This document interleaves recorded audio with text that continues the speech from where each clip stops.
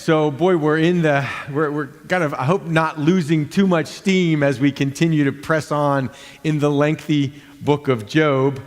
We are getting there to the chapters where we actually hear from God himself. A lot of repetitive things. We've seen these sort of cycles of speaking, the three friends, and then, they speak and Job responds.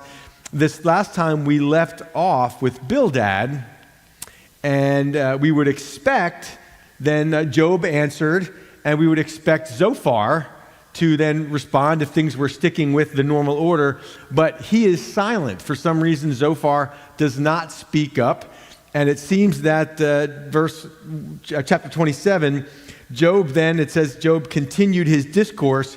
He spoke in that silent place, and he continues to talk about what is going on in his life. He refuses to cave in on his position. So we're coming to the end, really, where the final remarks will be made relative to this being sort of a Job on trial kind of situation. Job will give his closing remarks, and then we'll hear from a new character who will sort of give closing remarks on the other side. Some great stuff coming up, so I hope that we can keep the endurance going as we continue on. So, moreover, Job continued his discourse and said, "As God lives, who has taken away my justice," which is an interesting thing for him to say. He just feels like he's been treated unjustly. And this is the irony of Job, is he's going to have to rest his eternal judgment in the hands of the one who he trusts, but yet feels has been unjust to him in the present time. "As God lives, who has taken away my justice, and the Almighty who has made my soul bitter." So those of you that have struggled with God, you're not alone. "As long as my breath is in me and the breath of God in my nostrils, my lips will not speak wickedness." And what does he mean by that? You'll see. Nor my tongue utter deceit. And he explains that. "Far be it from me that I should say you are right. Till I die, I will not put away my integrity from me." They've been telling Job, you're going through what you're going through because you must have some unconfessed hidden sin, something you're doing, you're making God angry, and that's why you're being punished. If you just come clean, if you just come back to God, then your life could be blessed again. And Job has been defending. He said, if I'm doing something, I don't know what it is. Because nothing's changed, but God seems to be attacking me. I'm not attacking God, God's attacking me. And so he says, I know in all of their efforts to try to help him, they're trying to convince him, just confess to some sin, and then we can all go home. We can all be done with this. You can get right with God, and your life will turn around. But Job says, there's nothing you can make me do. I'm not going to just placate. I'm not going to avoid this I'm not going to lie just to make this go away. I'm not going to confess to doing something I'm not guilty of just because you think I should. And he outlines this in chapter 29. We'll get there in a couple of chapters. You've heard of the Proverbs 31 woman, yes? Well, in chapter 29, we'll meet the Job 29 man. But hang on to that. We'll come there, and you'll see why he talks about his integrity and why he refuses to give up on that. And because his life has been an example of what he's said he's lived. He's lived out practical wisdom from God. And it's always a question that we ask. It's kind of worded funny. If you were ever accused of being a follower of Jesus, would there be enough evidence to convict you? Just something to think about. If other people watched your life, you didn't know they were watching. You were on some hidden camera and people were watching you. Would they go, wow, that guy must really be a follower of Jesus. Look the way he lives. And you didn't know you were being watched. And they wanted to convict you. We present the evidence that this person is a Christian. And here, roll the tape. Here's all the evidence that this person is following Jesus. What would the tape look like for you? What would the video look like for you? It's just something you can think about for yourself. Verse 6, "My righteousness I hold fast, and I will not let it go." He's not saying I'm perfect, but he's saying I've been living for God. "My heart shall not reproach me as long as I live." He knows inside who he is and what's meaningful to him and what he's been living his life based on, no matter what anybody else is saying. And it's not a baseless, he's not living in self-delusion. There's evidence that he's going to present in his closing remarks to the fact that he has been living a righteous life. And we know that God said he's been living a righteous life. So he's not in self-denial. His friends are just flat out wrong about him. He's being misjudged.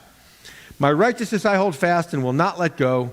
My heart shall not reproach me as long as I live. May my enemy be like the wicked. Now he's starting to speak about his friends, those quote-unquote friends, his comforters, that have actually been to him like enemies. May my enemy be like the wicked, and he who rises up against me like the unrighteous.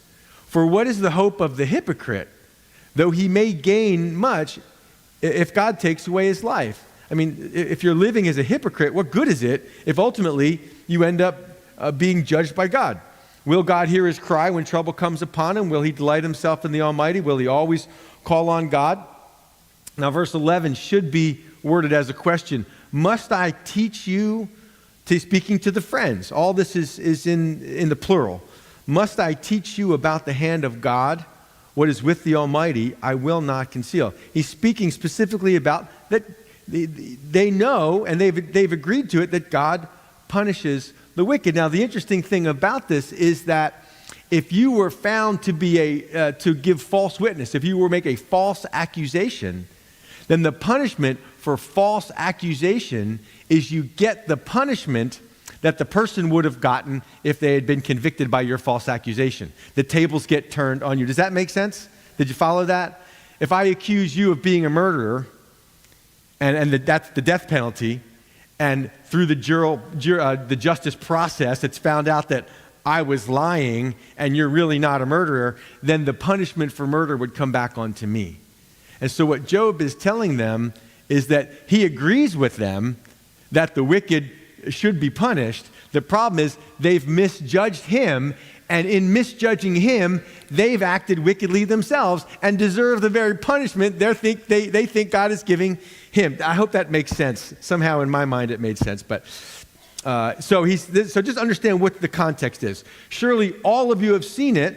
Why then do you behave with complete nonsense? This is the portion of a wicked man with God, and the heritage of oppressors received from the Almighty. And I'm just going to read this through. It's nothing really new here.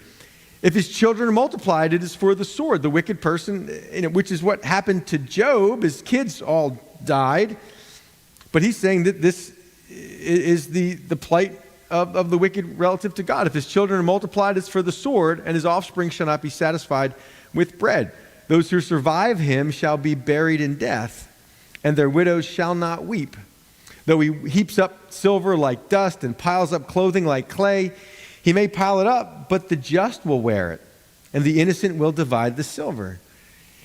He builds his house like a moth, fragile, like a booth which a watchman makes. The rich man will lie down, but not be gathered up. His eye opens. Oftentimes the rich and the wicked went hand in hand, which is what's really unique about Job's life. Job was both wealthy and benevolent. And we, there's a lot of people in this church. So we have a wonderful economic diversity here in our church. We have people that are really economically not well off, and people that are economically well off. And so I love I think a church should reflect the community that it's in, racially, socioeconomically. I think that's a healthy church. And the neat thing about it is when you see people that God has blessed financially, and they're using that to care for people that are not blessed financially. And the people that are not blessed financially have other blessings they can use to serve in the body of Christ. But just that's Job's life. And you'll see that come out in chapter 29. The rich man will lie down but not be gathered up, rich and wicked.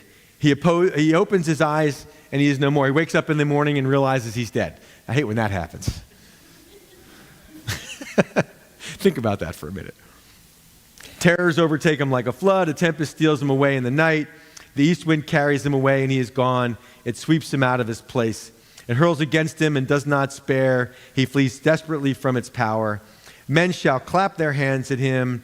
not for him, Adam. It's a sign of sort of rebuke of such or shame, and shall hiss him out of his place. So he's just reiterating in agreement with the plight of the wicked and saying that his friends should be careful because that's what should be expected by them for their wickedness relative to accusing him. So now, chapter 28, I read a bunch of commentaries, and scholars who study this stuff have all these discussions about chapter 28 doesn't seem to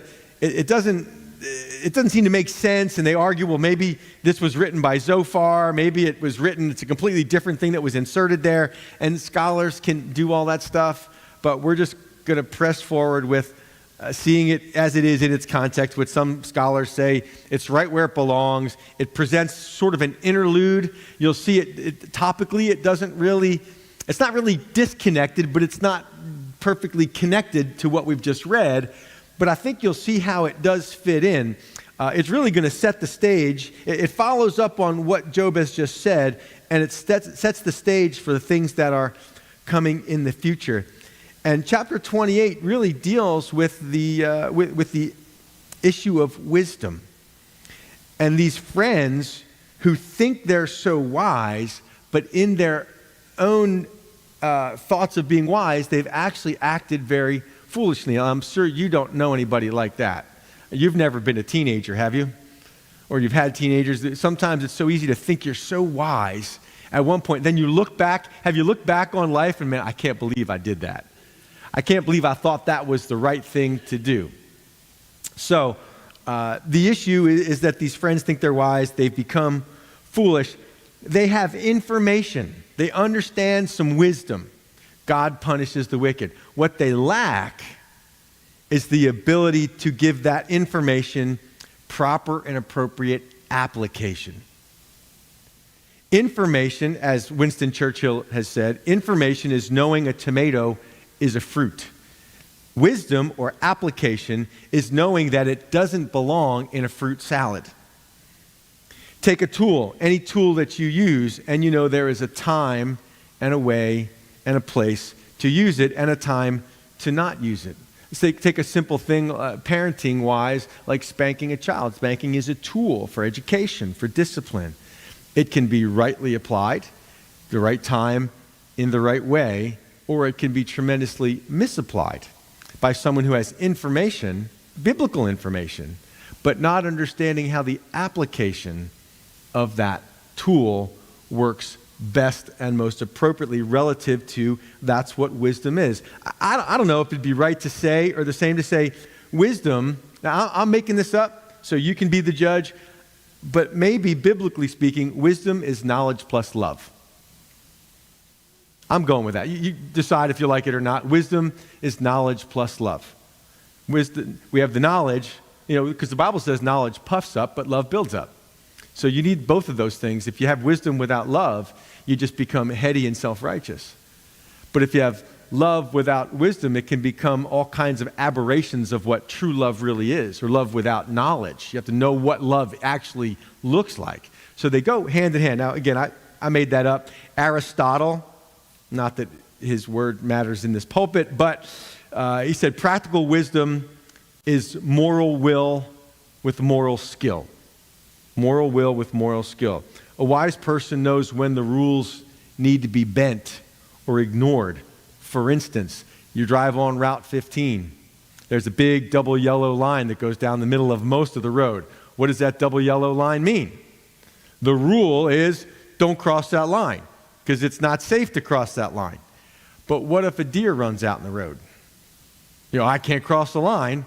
Do you swerve? See, there's a time. Wisdom says, I got to get over. There's a way to know how to navigate that, right? Wisdom is how to navigate life with the knowledge that you have. There's a great TED Talk. A guy named Barry Schwartz did a TED Talk called The Loss of Wisdom.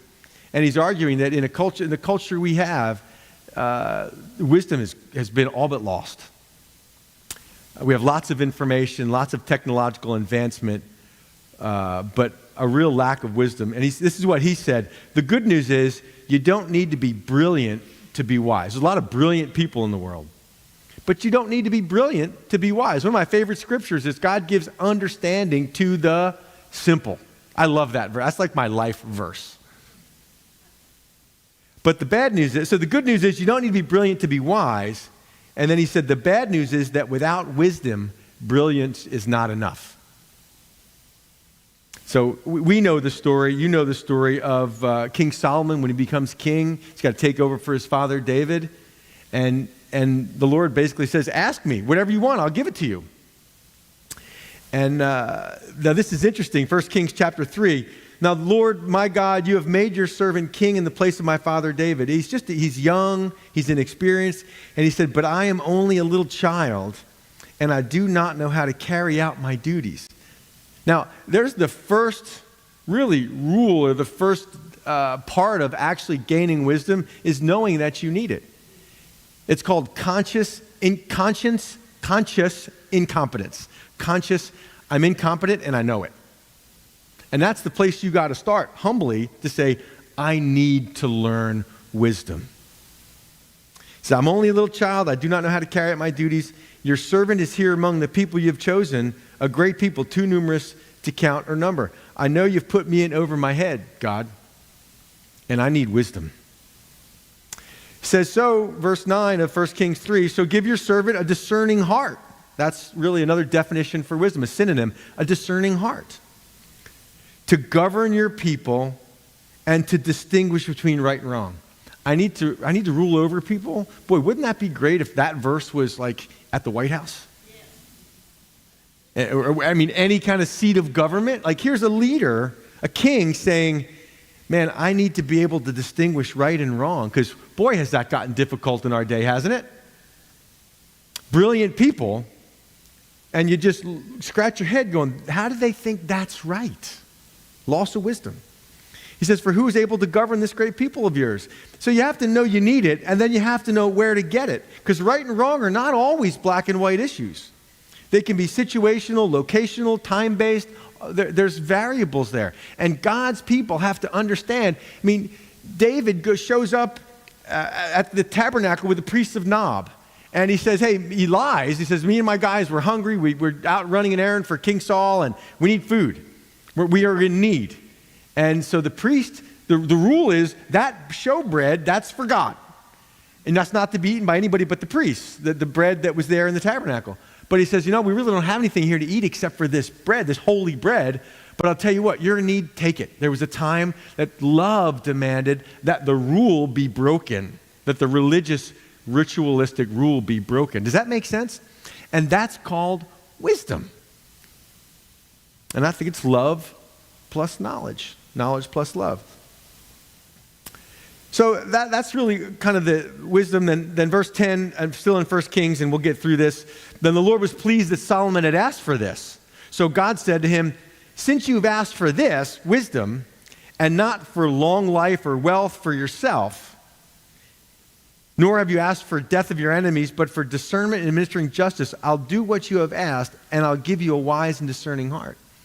And along with that, he would get everything else. See, in all of your getting, the Bible would say, get wisdom. I just don't meet a whole lot of people. Even this Sunday, Sunday I think I asked, and some people said wisdom. When I said, what's your greatest need? You have to know that anything and everything you have can destroy you without wisdom. What good is a long life if it's a foolish life? What good is a lot of money if you don't know how to manage it wisely? It can destroy you. What good is victory and expansion if you can't manage with wisdom the little that you have and you're praying for more? So many people pray, I want long life, I want health, I want this, I want that. When I really think wisdom is the great need. And with that, everything else comes along. So verse 1 of 28, he says, surely there is a mine, or literally a smelter, for silver, and a place where gold is refined. So speaking of precious elements, things people go nuts to find. Remember that thing called the gold rush? People, human beings, have throughout history been extremely creative, demonstrated ingenuity and passion and desire to obtain riches. Whether it's mining, learning to mine, for silver, knowing how to refine gold, to obtain things relative to riches and money, things that are hard to get, things that are dangerous to get. Yet for the promise of riches, people have risked their own lives. Having been a horseshoer, in the coal mines, not that that's how you're going to get rich, but in the coal mines, they had the horses and the mules that would pull back in the day before all of our modern equipment. They had horses and mules that would work in the mines, and they could not shoe them with metal shoes. Do you know why? Because they would spark and ignite the gases, so they used to shoe them with copper shoes. You only learn that lesson one time. Hey, maybe it wasn't wise to put metal shoes on these. So you learn that lesson, you learn some wisdom, and that's free information. Iron is taken from the earth, and copper is smelted from ore. All the way back to Genesis chapter 4, we meet this guy Lamech. He takes for himself two wives, beginning of sort of civilization in that, relatively speaking, close to the beginning. He takes for himself two wives, Ada and Zillah, and Zillah was a worshiper of God, I suppose. That makes her Godzilla, but that's another story. That's her name. I'm just calling it like it is, right? And as for Zillah, I didn't name her. She also bore a son named Tubal-Cain, and he was an instructor of every craftsman in bronze and iron. All the way back to Genesis chapter 4, we see blacksmiths. You know why I like that passage? Verse 3, man puts an end to darkness. In other words, they go anywhere into the dark depths of the earth to mine out these precious stones and precious metals.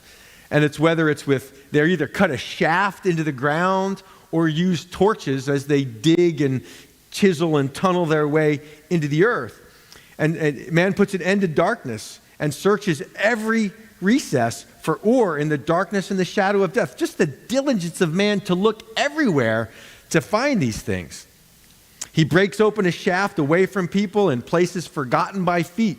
They hang far away from men. They swing to and fro. Maybe a reference to miners in the ancient world being lowered into the mine shaft in baskets or some type of cages as they were lowered down, swinging. As for the earth, from it comes bread, comes up, but underneath it is turned up as by fire. So again, some of these references are obscure. It seems that fire would have been used in various ways to help tunnel, to help mine, to help break up the rocks, to find the treasures under the earth. Using cold and hot to crack rocks is probably what that's a reference to. Its stones are the source of sapphires, and it contains gold dust. That path no bird knows. It's hidden from a bird's eye, nor has the falcon's eye seen it. The proud lions have not trodden it, nor has the fierce lion passed over it. No other creature goes where a man goes for these things in his relentless search for treasure. And now our relentless search is for water and life out in outer space. I mean, the relentless pursuit of finding life in outer space costs mankind billions of dollars, so desperate to prove that we are not unique. That's another story as well. He puts his hand on the flint. He overturns the mountains at the roots. I mean, digging under the mountains and digging these shafts and sometimes experiencing collapses or collapsing shafts on purpose at times. He cuts out channels in the rocks, and his eye sees every precious thing. Fascinating, but even before something like Hezekiah's tunnel, if you've been to Israel, we walk through Hezekiah's tunnel, which is remarkable without any kind of depth-finding devices like we have now. One team starts on one side, another team starts on the other side. They dig this channel, this canal, a tunnel, to get the water into the city where it could be safe from the Gihon Springs. And it is just amazing how two teams could dig and meet in the middle over that great a distance. I mean, I don't think it's quite a mile. I can't remember exactly the distance, but it's not just a few hundred feet. It's a long distance. And to see the chisel marks that people did this without modern equipment. Without jackhammers and all whatever kind of drills and heavy machinery we use now, they did this by hand, chiseling away at the rock and feeding it out in buckets and bringing the buckets back. And it's a remarkable experience to walk through Hezekiah's tunnel and to think about. You can still see the chisel marks on the walls. It's fascinating. And how do they get the depth right? I mean, just so many things about it are amazing. He puts his hand on the flint, overturns the mountains at the roots. He cuts out channels in the rocks, and his eye sees every precious thing. He dams up the streams from trickling. What is hidden, he brings forth to light. Now, we see the thing turn. But where can wisdom be found? And where is the place of understanding? This is the real question. I mean, assuming people want it, where do you find it? What if the riches that are desired are the riches of wisdom?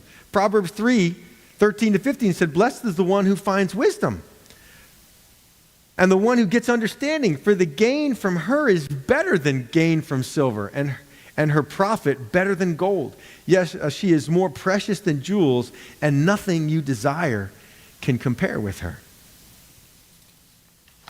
Get an education, yes, but they can't always teach you wisdom. And that's what the whole point is. You can't look inside to get wisdom. You can't look outside to get wisdom. Where can you look? He says, verse 13, "Man does not know its value, nor is it found in the land of the living." While man can make great discoveries and advances in technology, man cannot discover wisdom on his own.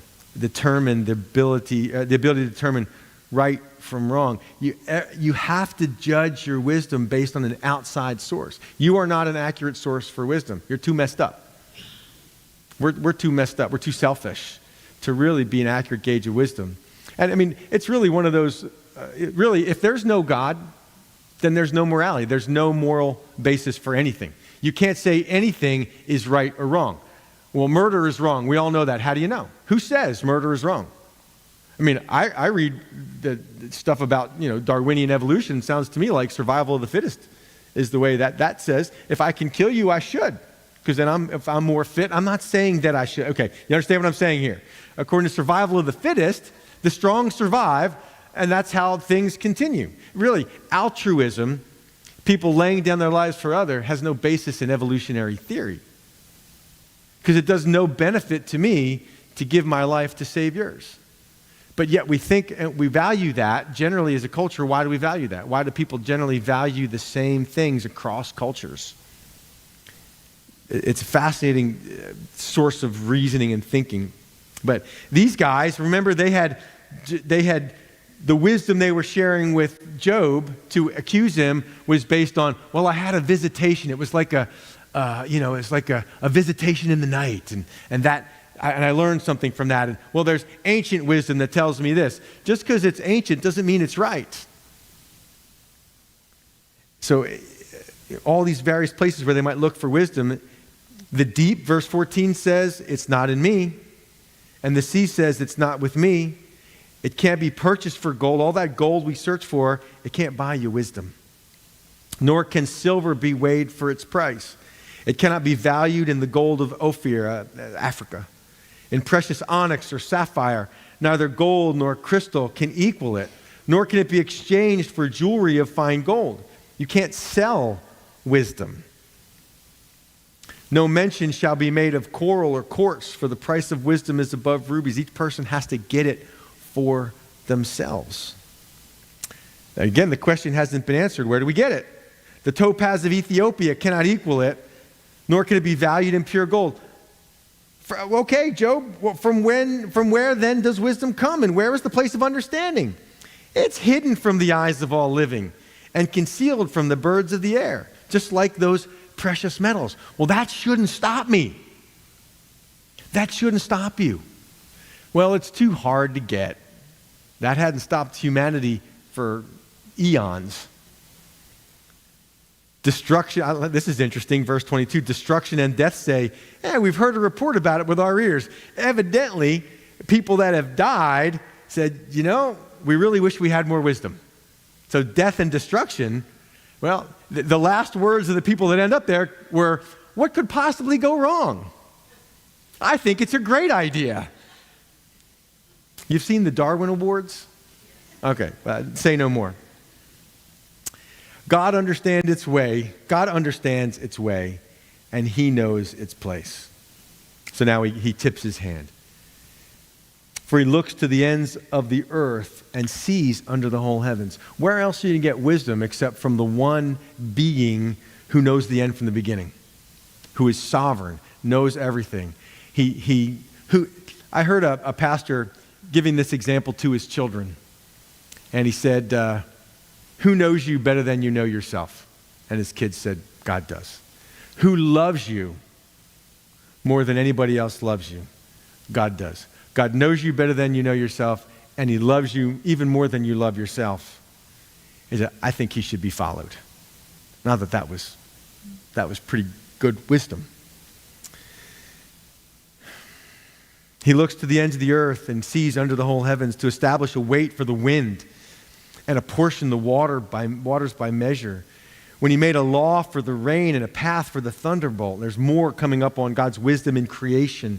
I mean, just look in the mirror and you will see the wisdom of God. Then he saw wisdom and declared it. He prepared it. Indeed, he searched it out. And to man he said, behold, the fear of the Lord, that is wisdom. And to depart from evil is understanding. Here is why those that profess to be wise became fools. Because if fear of the Lord is the beginning of wisdom, if you do not have a healthy respect for what God says and you don't believe that what he says is true, you can never, if you start 10 degrees off course, where are you going to be in 100 yards? Way off. And it explains a lot about the culture we live in. It should not surprise us where we end up when we start with the premise, there is no God. Why should we be surprised? We end up worshiping all other kinds of things, and it's just unwise. So Psalms, Proverbs all share about this. A fool says in his heart, there is no God. So, chapter 29, Job further continued his discourse and said, now this is again in a final round, we're going to hear from Job, a guy named Elihu, and then we hear from the Lord. But Job 29 to 31 is considered Job's closing remarks. As I mentioned, Job sort of summarizes his case by showing his reputation and the works of his own godly wisdom. And this is the chapter that I said shows us the Job 29 man as opposed to the Proverbs 31 woman. For Job, wisdom was not just avoiding evil and immorality. It's the fear of the Lord, that is wisdom, and to depart from evil is understanding. So there's a positive and a negative quality of this. It's not just what I don't do. It was James that said, for him that knows to do good and does it not, to him it is sin. So sin is not just avoiding the wrong things. Sin is not doing the right things.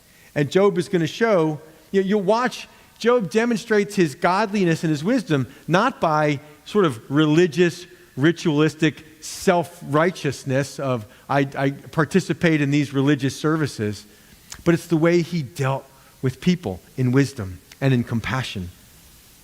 He says, verse 2, oh, that I were as in months past, as in the days when God watched or demonstrated his kindly care over me. The Lord had given Job. Remember he said the Lord gives and the Lord takes away? He's reflecting longingly on the days, man, he's looking back on his life. He looks in the mirror now and says, what have I become? What has become of me? I remember just last year, just months ago, how different my life was, and now here I am. And he saw that what he had was a blessing from God. When God watched over me, he knew that was the key to his life. His blessed life was because God was watching over him. It's one of the keys to his life. Job knew he was not a self-made man. Verse 3, when his lamp shone upon my head, the goodness of God was upon him. And when by his light, I walk through darkness. I think that's another example of wisdom. Wisdom is having light to walk through darkness. Wisdom is not never experiencing darkness.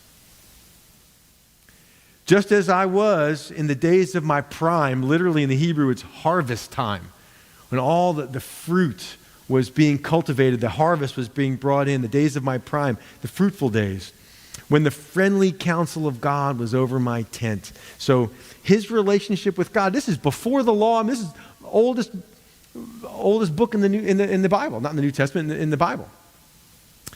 So we don't know what, there's a lot he didn't have, but they had some connection to God and the Word of God. But it gravitated into his home life.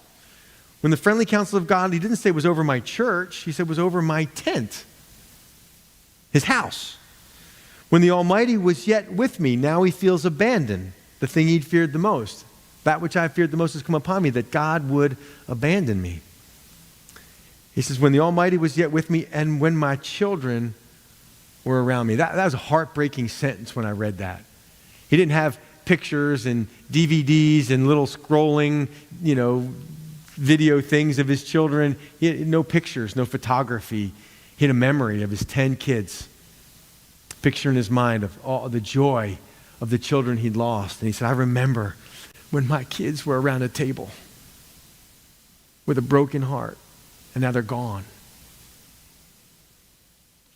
When my steps were bathed with cream and the rock poured out rivers of oil for me. I remember when my flocks were so fruitful, my sheep and my cattle, my oxen, that I could take a bath in cream.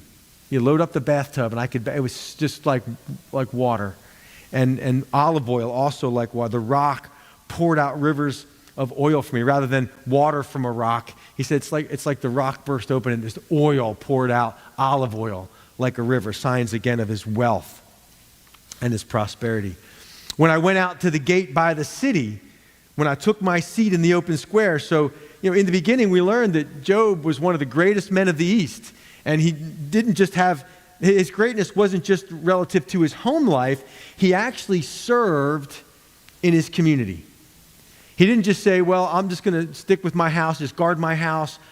I've been given such a gift by God, I'm going to use that in my community. So sitting in the gate was really relative to being part of the government system. The gate, like when we go into Tel Dan, the gate of the city was the courthouse where people would come with their grievances, and the elders would sit there by the gate and hear like a courthouse. And it was where they passed laws and discussed civil affairs, like a seat of government. And it was the place, that's where the custom agents were. They watched who came in and who went out. That's where the gossip was happening.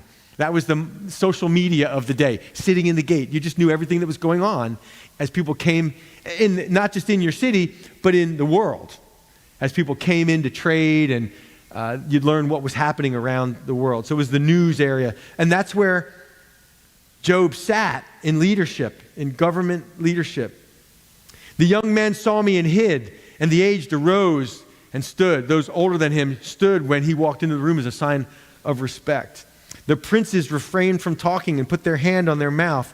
The voice of nobles was hushed, and their tongue stuck to the roof of their mouth. So the culture was that no one could speak in a formal meeting until the most honored person spoke first. So Job is saying, I was the most honored in my city, and no one dared speak until I spoke first as a sign of respect and honor. Now, he didn't force that.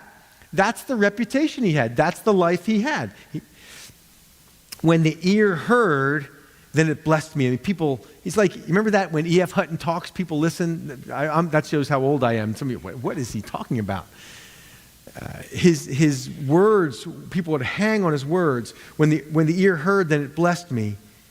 And when the eye saw, then it approved me. His wisdom in matters had been established and recognized.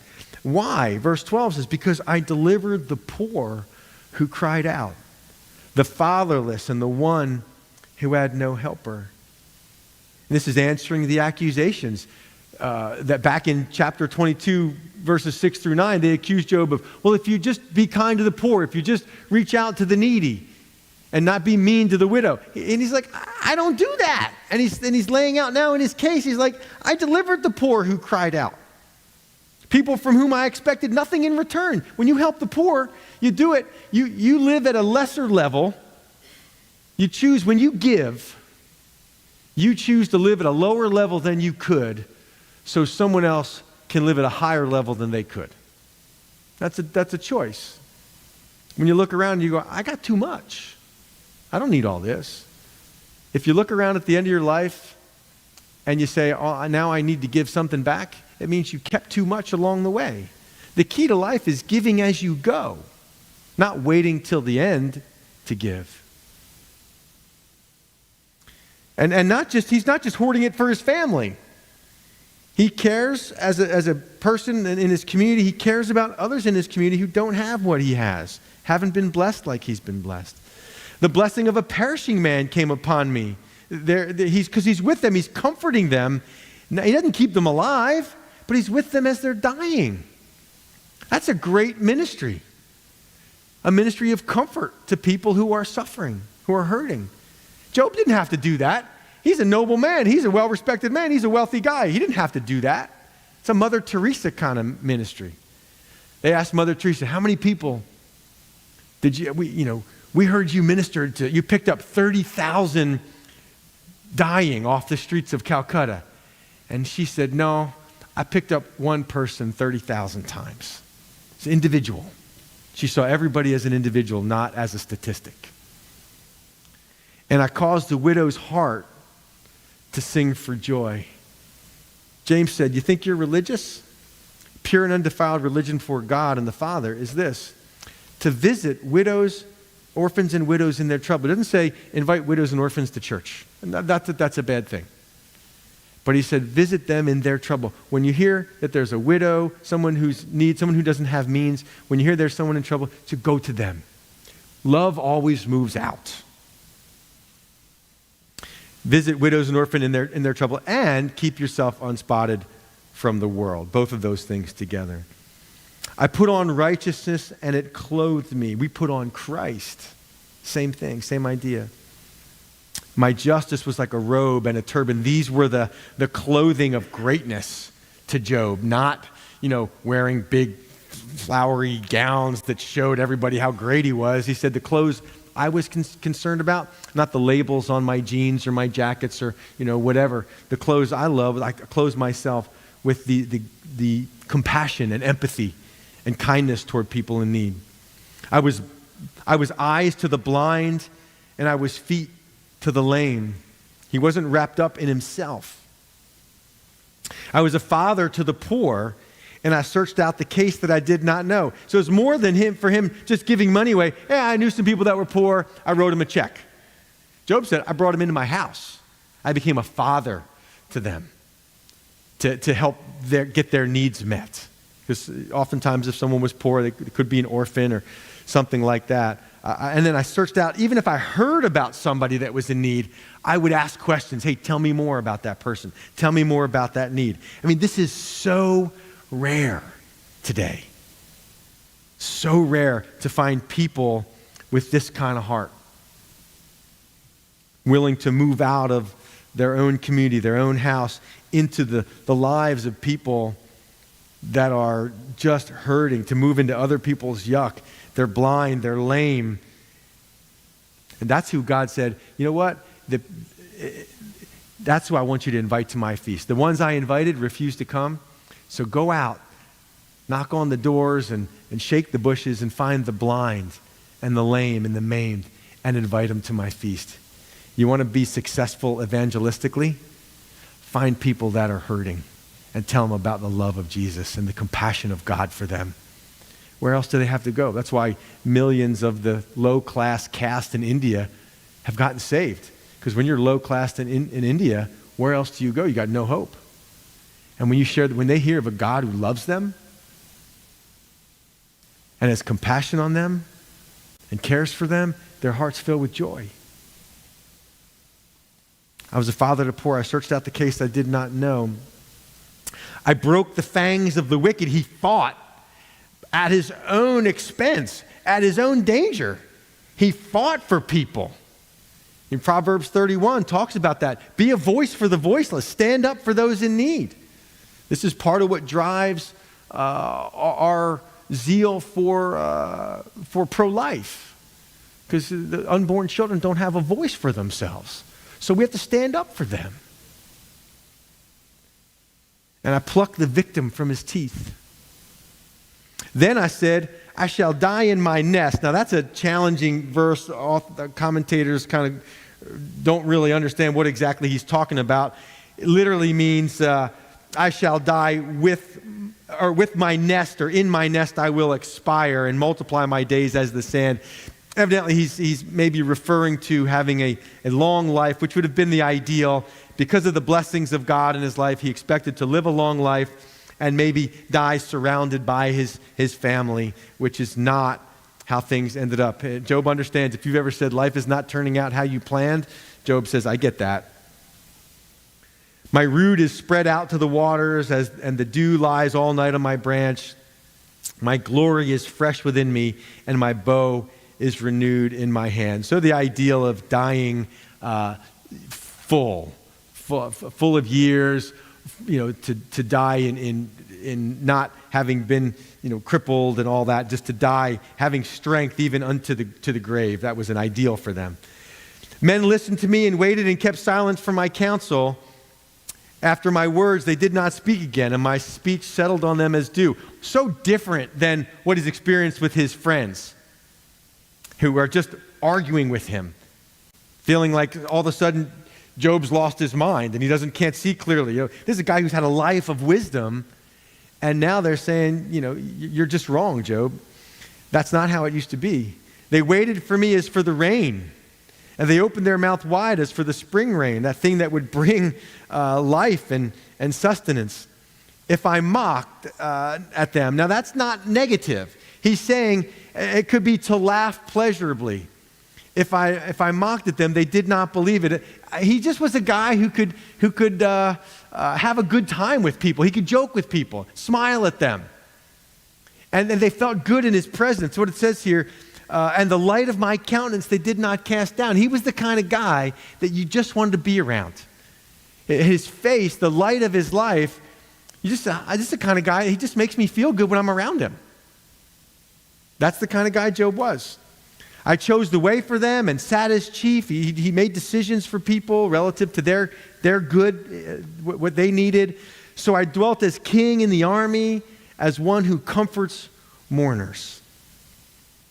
Now, verse 1 of chapter 30, he shows how different things are.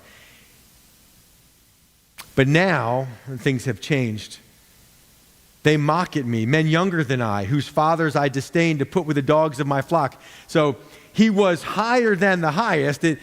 Months ago, he was in this place of a great height, higher than the highest. People would wait for him to talk and honored greatly. Now, he is lower than the lowest. He's lower than and being mocked by people he wouldn't even trust to manage the dogs of his flock. So he's just giving a relative to how far he's fallen. He was respected by the most noble. Now he's mocked by the most ignoble, the lowest. Indeed, what profit is the strength of their hands to me? Their vigor is perished. They are gaunt from want and famine. Speaking of those that are living on a lower plane. And he's not doing this to bust on them. He's doing this just to show relatively how far he's fallen from grace, so to speak, or fallen from nobility. They are gaunt from want of famine, fleeing late to the wilderness, desolate and waste, who pluck mallow by the bushes and broom tree roots for their food. So people that were living on scraps of food like wild animals. They were driven out from among men. They shouted at them as a thief. They had to live in the clefts of the valleys and caves of the earth and the rocks. They were sort of outcasts from society. Among the bushes they brayed, under the nettles they nestled, sort of homeless. They were sons of fools, or sons of the nameless, not even named. Lost, lack of identity, lack of humanity to not be named. Yes, sons of vile men, they were scourged from the land. And now, he says, I am their taunting song. Yes, I am their byword. They use me as a joke. What a role reversal.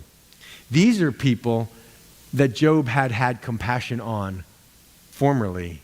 This is the real irony of the passage. Job had helped the poor. Job had taken care of the fatherless. But now Job is not even getting the same treatment he gave. Isn't that frustrating? As they've said, no good deed goes unpunished. People leave churches over this stuff. I do this and I do that, and we have expectations of our goodness. I do this because I expect something. And it's not necessarily wrong to hope and desire to have something come back your way, but what happens when it doesn't? And that's what's happening to Job. They abhor me, verse 10. They keep far from me. They do not hesitate to spit in my face.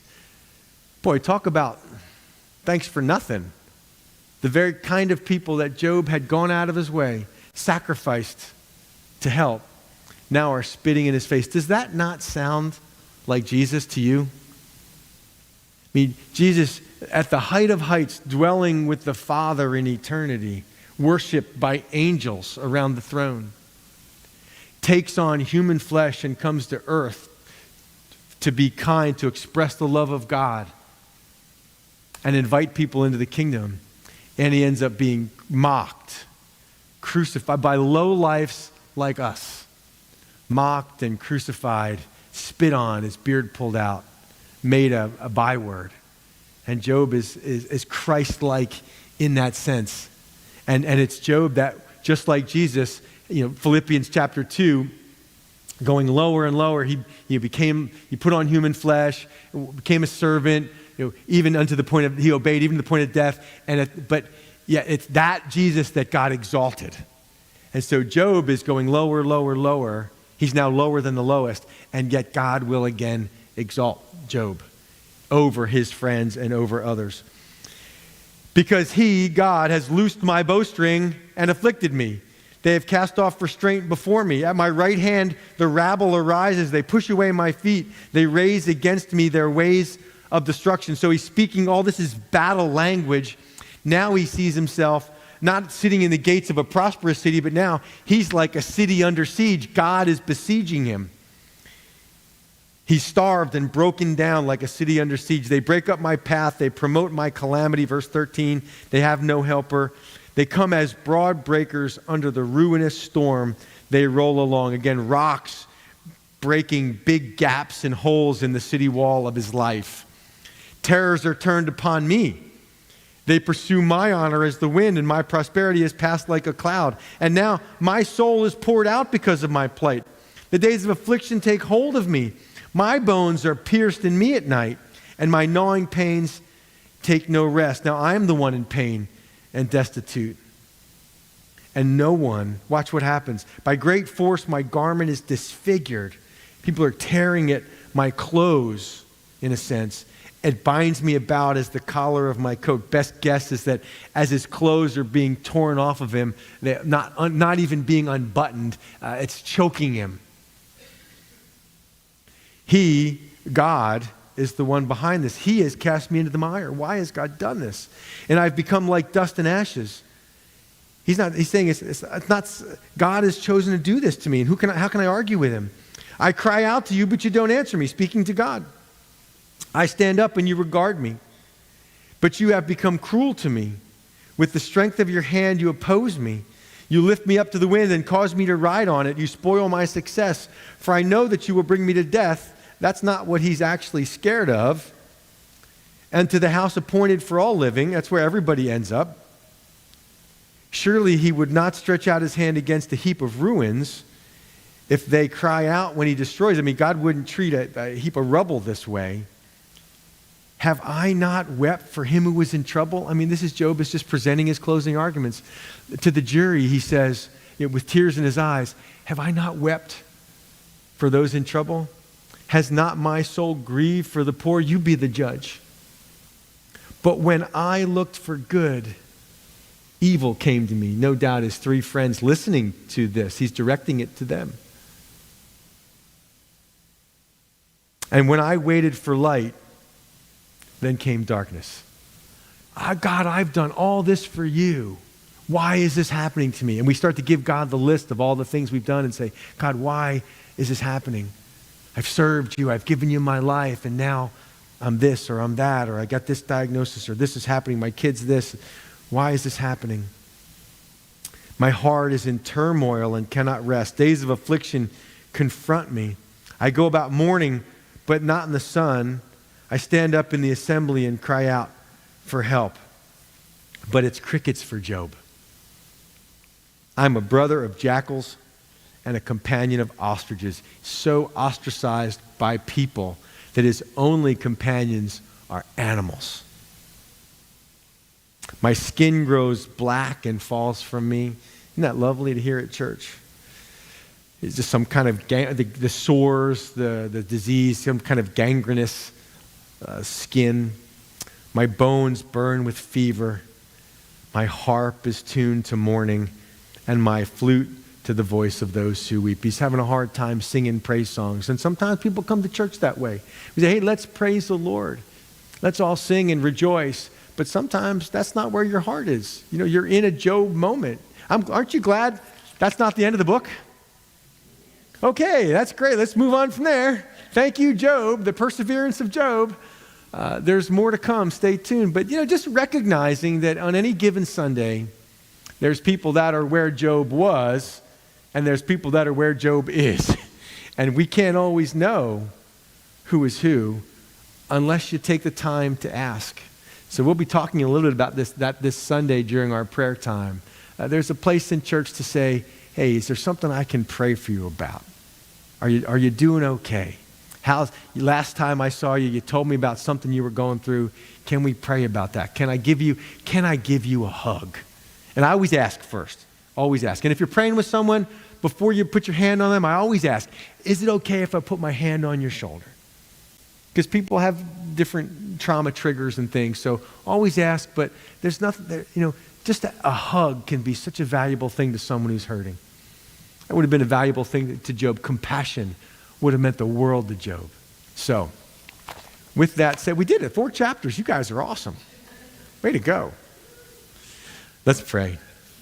Father, we sit here and we read, and in a sense we say, man, some of us say, I get it, I understand, and on some level, the suffering of Job. And others of us say, man, I can't imagine. I'm so grateful for the life that I have, the blessed life right now. And we hope never to have to experience what Job has. But Lord, I pray that each of us here would not love you only for the things you do for us. I pray that we would learn to trust your goodness and trust your justice, and to be able to say with Job, the Lord gives and the Lord takes away, and to live long enough to say, blessed be the name of the Lord. Lord, we believe. Help our unbelief. It's in Jesus' name I pray. All God's people said, amen.